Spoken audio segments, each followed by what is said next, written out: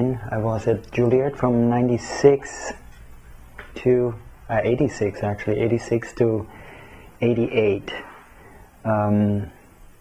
I was able to find work very quickly, so I decided not to stay in school. And ever since left Juilliard, I had a pretty exciting career. And but again, thanks to Juilliard, this whole thing happened. A lot of things started very naturally. Like was just again another friend in Juilliard. His name is Owen, that I have to thank a lot for all these things happening. I was at the end of my second year, and I got this. Owen called me up and said, "Karl, they need somebody for this play. It's called La Mariée de la Tour Eiffel, Jean Cocteau, and it's Moses Pendleton directing, and they are looking for a bodybuilder." But I said, "You're funny, so they can take you." So he called me over there, and I had to improvise with somebody on stilt, which was very strange. And then they looked for a hunter chasing an ostrich on the first platform of the Eiffel Tower. So this was my first job right out of Juilliard. So I did that for for the whole run. It was for the Alliance Française in New York. And that same summer, I got hired again by Moses Pendleton to go to perform at the Berlin Opera House. And so one thing led to another, which made me decide to go on a leave of absence, which I'm still on presently. And so this whole thing, just one person giving me a tip, I was able to connect with Moses Pendleton, one of the founders of Bilobulus. Then he started his own company called Momix, which I then performed for about 4 years, around 4 years. I did some brief stints at the Brooklyn Academy of Music, because I was just always very interested in alternative form of dancing, so I got into Butoh dancing, which is very slow motion and very theatrical.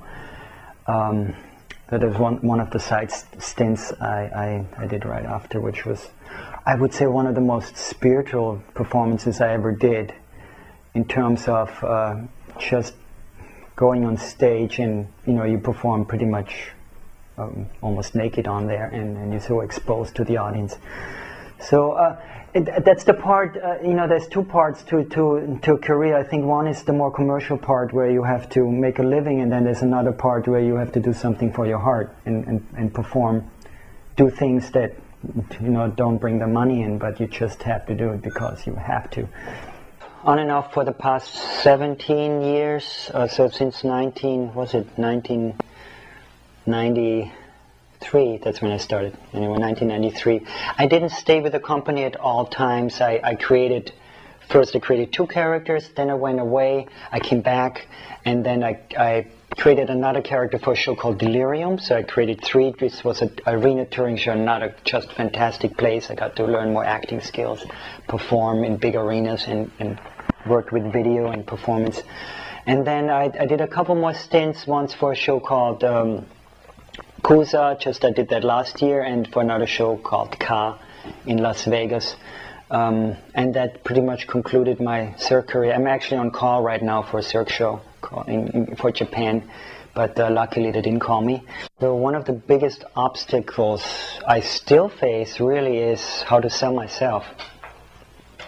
It's I think a lot of us face that sort of problems of being somewhat shy within ourselves, even if we perform in front of 10,000 people, but we don't have the business skills. And that's one of the things I wished I learned while I was going to school. Have some kind of a business course where you can go there, or some kind of way, like how do I sell myself? And I think at that time, sort of being something that can be sold was not really a good thing in some strange sort of way. And you also, when you live a little bit in a cloud. When you live in New York, you're in Juilliard, you're with other artists, you think, oh, this is my world, so everybody's doing this.